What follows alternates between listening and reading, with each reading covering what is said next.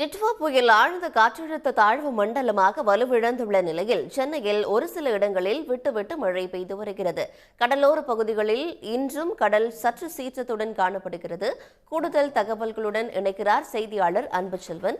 அன்புச்செல்வன், தற்போது சென்னையில் எந்தெந்த பகுதிகளில் மழை பெய்து வருது? மேலதிக தகவல்கள் என்ன?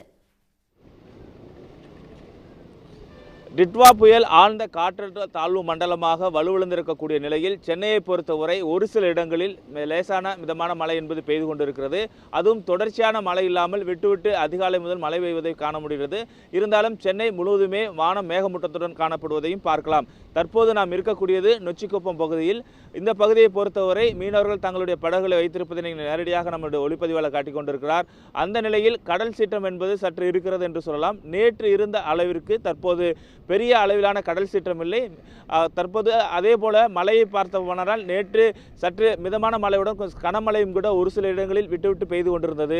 ஆனால் இன்றைய பொழுதை பார்த்தவரை சென்னை மற்றும் புறநகர் பகுதியிலும் கூட பரவலாக மிதமான மழை என்பது கூட விட்டுவிட்டு பெய்யக்கூடியதாக தான் நாம் பார்த்து கொண்டிருக்கிறோம்.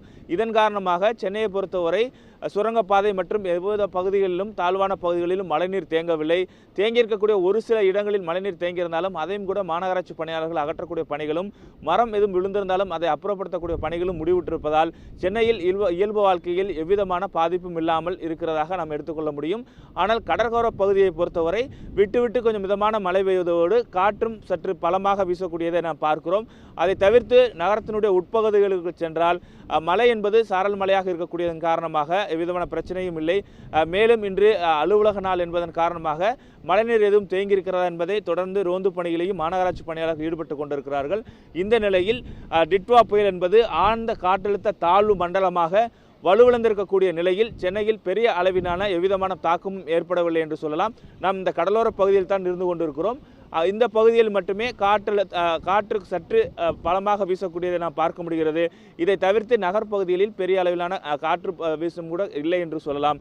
ஆக டிட்வா புயலின் தாக்கத்தை பொறுத்தவரை சென்னையை பொறுத்து வானம் மேகமூட்டத்துடன் காணப்படுவதோடு விட்டு லேசான மிதமான மழை என்பதும் பெய்து கொண்டிருக்கிறது.